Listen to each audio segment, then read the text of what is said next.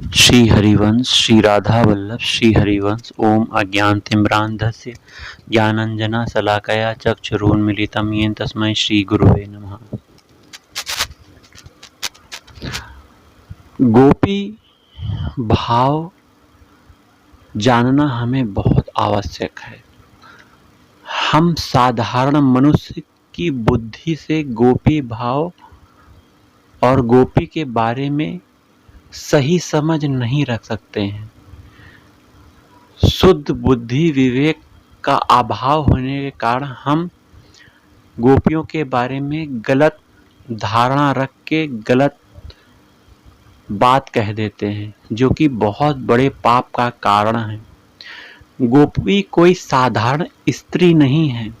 गोपी एक परम स्थिति है, परम भाव है, जो श्री कृष्ण प्रेम में उन्मत्त है। गोपी भाव श्री कृष्ण प्रेम की ऐसी स्थिति है जिसमें श्री कृष्ण के सुख के अलावा, श्री कृष्ण के चिंतन के अलावा, श्री कृष्ण को अपना मानने के अलावा कोई चाह नहीं रहती, कोई भाव नहीं रहता।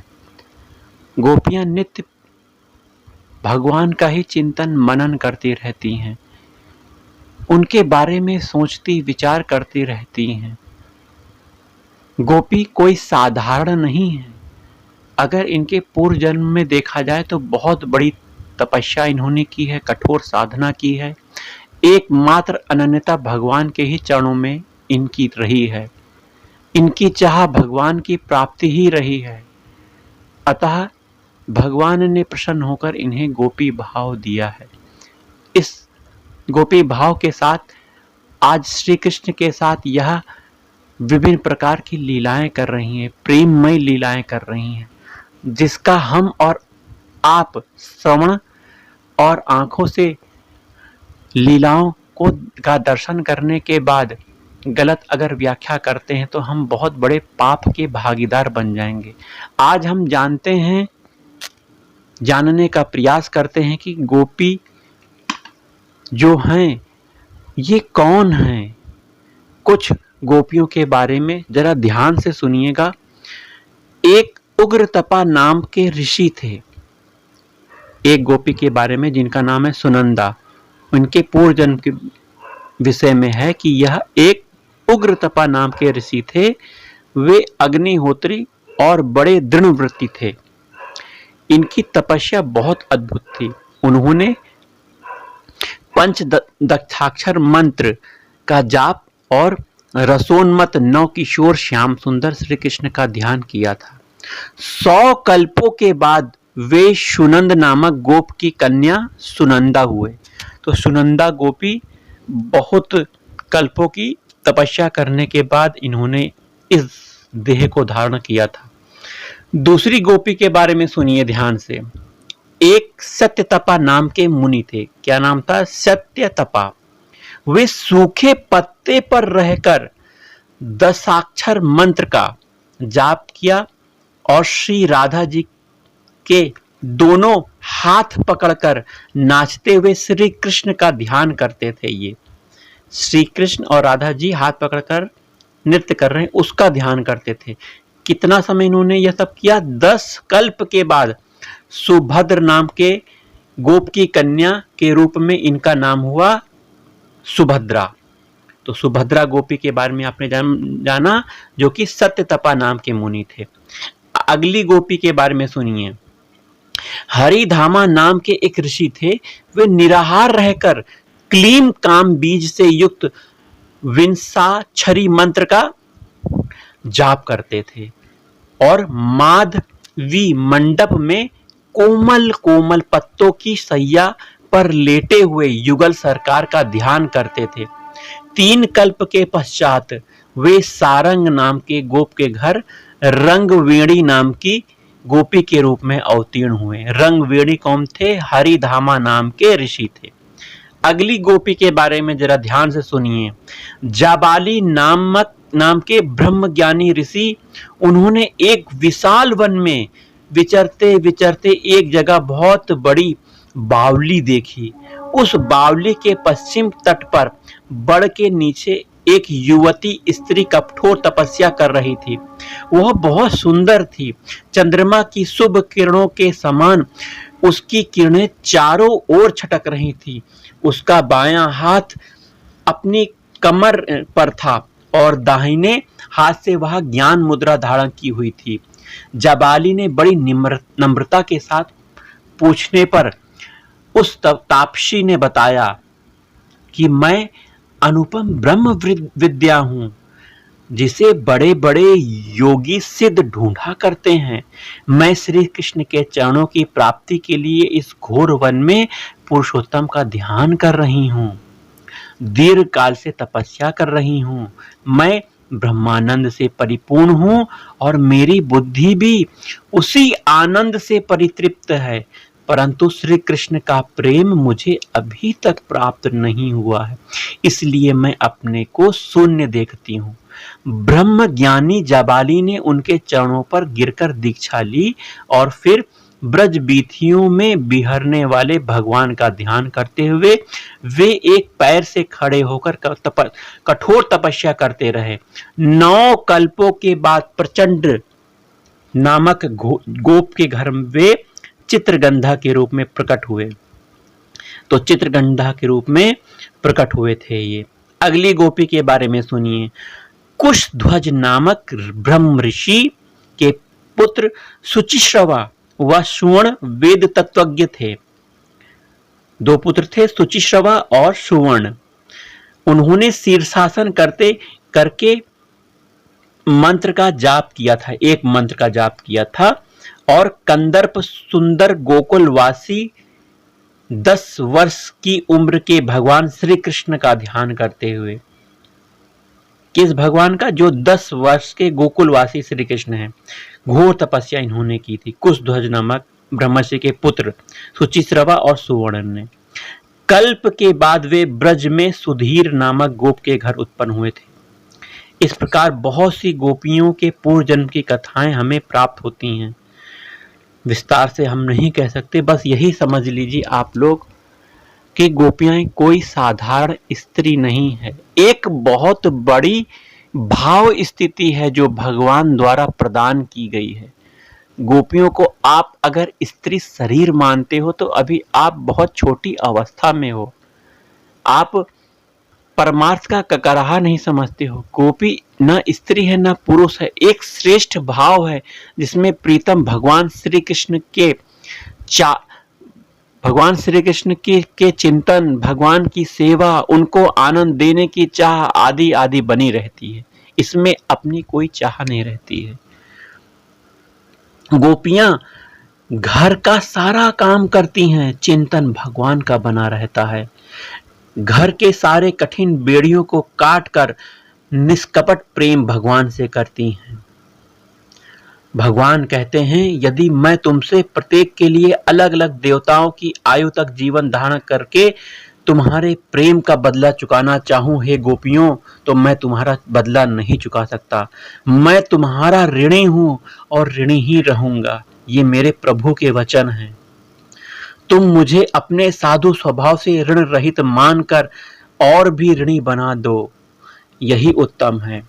भगवान के वचन सुनिए, गोपियों के ऋणी हैं भगवान। भला आप लोग विचारिए, श्री कृष्ण गत प्राणा, श्री कृष्ण रस भावित मती गोपियों के मन की क्या स्थिति है। गोपियों का तन मन धन सभी कुछ प्राण प्रीतम श्री कृष्ण का था। वे संसार में जीती थीं श्री कृष्ण के लिए, घर में रहती थी श्री कृष्ण के लिए, घर के सारे काम करती थी श्री कृष्ण के लिए। उनकी निर्मल और योगींद्र दुर्लभ पवित्र बुद्धि में श्री कृष्ण के सिवा और कुछ था ही नहीं। श्री कृष्ण के लिए ही, श्री कृष्ण को सुख पहुंचाने के लिए ही, श्री कृष्ण की निज सामग्री से ही श्री कृष्ण को पूज कर, श्री कृष्ण को देखकर वो सुखी रहती थी। प्रातःकाल निद्रा टूटने के समय से लेकर रात को सोने तक वे जो कुछ भी करती थी सब श्री कृष्ण की प्रीति के लिए ही करती थी। यहाँ तक वह जब सजती संवरती थी अपने लिए नहीं, ये उनका भाव था कि मुझे देखकर, अच्छा सुंदर देखकर भगवान श्री कृष्ण को प्रसन्नता होगी, सुख मिलेगा, इसलिए वो सजती संवरती थी। स्वप्न और सुषुप्ति दोनों में ही वे श्री कृष्ण की मधुर और शांत लीलाएं देखती और अनुभव करती थीं। रात को दही जमाते समय श्याम सुंदर की माधुरी छवि का ध्यान करती हैं गोपियां, और प्रेममयी प्रत्येक गोपी अभिलाषा यह करती है कि मेरा दही सुंदर जमे, श्री कृष्ण के लिए उसे बिलोकर मैं बढ़िया सा बहुत अच्छा सा माखन निकालूं और उतने ही ऊंचे छींके पर रखूं जितने पर श्री कृष्ण अपने हाथ से आसानी से पहुंच सकें। फिर मेरे प्राणधन बाल कृष्ण अपने सखाओं के साथ आए, हंसते हुए आए, क्रीड़ा करते हुए आए, घर में पदार्पण करें, माखन को लूटें, अपने सखाओं बंदरों को लुटाएं, आनंद में मत होकर मेरे आंगन में नाचे, मैं किसी कोने में छुपकर इस लीला को अपनी आंखों से देखकर अपने जीवन को सफल करूं, फिर अचानक ही पकड़कर उन्हें हृदय से लगा लूं। इस बात को सूरदास जी ने गाया है, ध्यान से सुनिए। मैयारी मोही माखन भावे, मैयारी मोही माखन भावे, जो मेवा पकवान कहत तू मोही नहीं रुचि आवे। ब्रज जुवती एक पाछे ठाड़ी, सुनत श्याम की बात, मन मन कहती कबहू अपने घर, देखो माखन खात।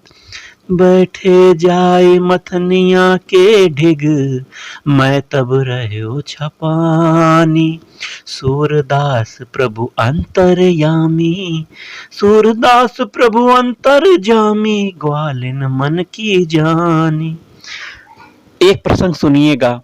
एक दिन श्याम सुंदर कह रहे थे, मैया मुझे माखन भाता है, तू मेवा पकवान के लिए कहती है, परंतु मुझे तो वे रुचते ही नहीं है।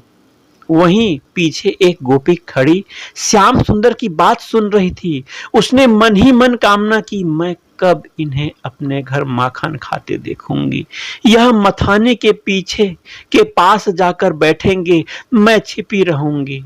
प्रभु तो अंतर्यामी है। गोपी के मन की बात तुरंत जान लिए और उसके घर पहुंचे और उसके घर का माखन खाकर उसे सुख दिया। वह खुशी से छक कर फूली फूली फिरने लगी।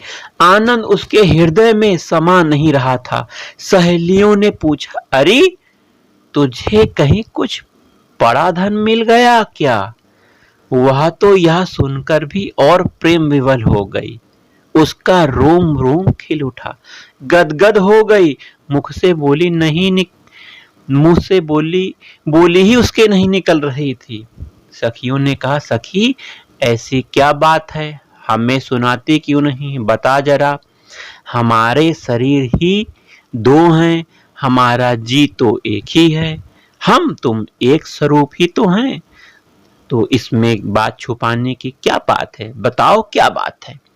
तब उसने मुंह से इतना ही निकला, आज मैंने अनूप रूप देखा बाल श्री कृष्ण का। बस फिर वाणी रुक गई और प्रेम के अश्रु बहने लगे। गोपियों की भी यही दशा हो गई। ब्रज घर घर प्रगटी यह बात, दही माखन चोरी कर ले हरि, ग्वाल सखा संग खात। ब्रज वनिता या सुनि मन हर्षित, सदन हमारे आवे। माखन खात अचानक पावे, भुज भरी उरही छुआवे। मन ही मन अभिलाष करति सब, हृदय धरति यह ध्यान। सूरदास प्रभु को घर में ले, देहो माखन खात। रातों रात गोपियां जाग कर प्रातः काल होने की बाट देखती हैं। उनका मन श्री कृष्ण में लगा रहता है। प्रातः काल जल्दी उठकर दही मत कर माखन निकाल कर छीके पर रखती हैं। कहीं प्राण धन भगवान श्री कृष्ण आ ना जाएं। इसीलिए सब काम छोड़कर वे सबसे पहले यही कामना करती हैं और श्याम सुंदर की प्रतीक्षा में व्याकुल रहती हुई मन ही मन सोचती हैं, हाँ आज प्राण प्रियतम क्यों नहीं आए, इतनी देर क्यों हो गई, आज इस दासी का घर पवित्र नहीं करेंगे, क्या आज मेरे समर्पण किए हुए इस तुच्छ माखन का भोग लगाकर स्वयं सुखी होकर मुझे सुख नहीं देंगे, कहीं यशोदा मैया ने तो उन्हें नहीं रोक लिया, उनका घर तो 9 लाख गौएं हैं, माखन की कोई कमी नहीं है, मेरे घर तो वे कृपा करके ही आते हैं। इन्हीं विचारों में आंसू बहाती हुई गोपी छड़ छड़ दौड़कर दरवाजे पर जाती है, लाज छोड़कर रास्ते की ओर देखती है, सखियों से पूछती है, एक एक निमेष उसके लिए युग के समान हो जाता है। ऐसी भाग्यवती गोपियों का की मनोकामना भगवान उसके घर पर पधार कर पूर्ण करते हैं। प्रथम करी हरि माखन चोरी, ग्वालिनी मन इच्छा करी पूरन, आप भजे ब्रज खोरी, मन में यही विचार करत हरि ब्रज घर घर सब जाऊं, गोकुल जन्म लियो सुख कारण सबके माखन खाऊं, बाल रूप जसुमति मोहि जाने, गोपिनु मिली सुख भोग, सूरदास प्रभु कहत प्रेम सो यह मेरे ब्रज लोग। अपने निज जन ब्रजवासियों को सुखी करने के लिए ही तो भगवान गोकुल में पधारे हैं। माखन तो नंद बाबा के घर पर कम ना था, लाख लाख गौएं थीं, वे चाहे जितना खाते लुटाते, परंतु वे तो केवल नंद बाबा के ही नहीं, सभी ब्रजवासियों के अपने थे, सभी को सुख देना चाहते थे भगवान श्री कृष्ण। गोपियों की लालसा पूरी करने के लिए ही वे उनके घर जाते और चुरा चुरा कर माखन खाते थे। यह वास्तव में चोरी नहीं है, यह तो गोपियों की पूजा पद्धति का भगवान के द्वारा स्वीकार करना था। भक्त वत्सल भगवान भक्त की पूजा को स्वीकार कैसे नहीं करते हैं। जो प्रेम विवल होकर मेरे प्रभु को आर्त भाव से अपना मान के पुकारता है, भगवान उसके घर जरूर जाते हैं, हृदय मंदिर में प्रवेश कर जाते हैं। भगवान उन्हें अपना मानो, उनके आश्रित हो जाओ, यही जीवन का परम लक्ष्य है। भगवान की इस दिव्य लीला माखन चोरी का रहस्य ना जानने के कारण कुछ लोग इसे आदर्श के विपरीत बतलाते हैं। उन्हें पहले समझना चाहिए कि चोरी क्या वस्तु होती है, वह किसकी होती है और कौन करता है। चोरी उसे कहते हैं जब किसी दूसरे की कोई वस्तु उसकी इच्छा के बिना, उसके अनजाने में और आगे भी वह जान ना पाए ऐसी इच्छा रख कर ली जाती है। भगवान श्री कृष्ण गोपियों के घर माखन लेते थे उसकी इच्छा से, गोपियों के अनजाने में नहीं, उनके जाने में ही, उनके देखते देखते ही, और आगे जनाने की कोई बात ही नहीं, उनके सामने ही दौड़ते हुए निकल जाते थे। दूसरी बात यह महत्व की है, आप लोग को समझना है, संसार में या संसार के बाहर कौन सी ऐसी वस्तु है जो भगवान की नहीं है। ये सब भगवान का ही है। इसे जो आप अपना मान के बैठे हुए हो, धन संपत्ति ईश्वर पद प्रतिष्ठा आपके परिवार के सब जन, ये सब भगवान स्वरूप ही हैं और भगवान के ही हैं। इसे आप अपना मानना भूल जाओ। इस अपने शरीर के आत्मा को देखो, ये भी भगवान का ही अंश है। ये जो अन्न खा रहे हो भगवान का ही दिया हुआ है। शरीर आपका जो दिया है ये भगवान का ही दिया हुआ है, आपका कुछ नहीं है। अपनी अहमता ममता अभिमान को भगवान के चरणों में समर्पित करो, अनन्य भाव से भगवान का हो जाओ, भगवान को अपना मानो, तभी गोपी प्रेम प्राप्त कर सकते हो। गोपियों का सर्वस्व भगवान का था, सारा जगत ही उनका है, वे भला किनकी चोरी कर सकते हैं। हाँ, चोर तो वास्तव में वो लोग हैं जो भगवान की वस्तु को अपना मानकर ममता आसक्ति में फंसे रहते हैं और दंड के पात्र बनते हैं। जय जय राधा वल्लभ, श्री हरिवंश, श्री वृंदावन, श्री वंचन। जय जय श्यामा जय जय श्याम, जय जय श्री वृंदावन धाम। मेरी श्यामा मेरो श्याम।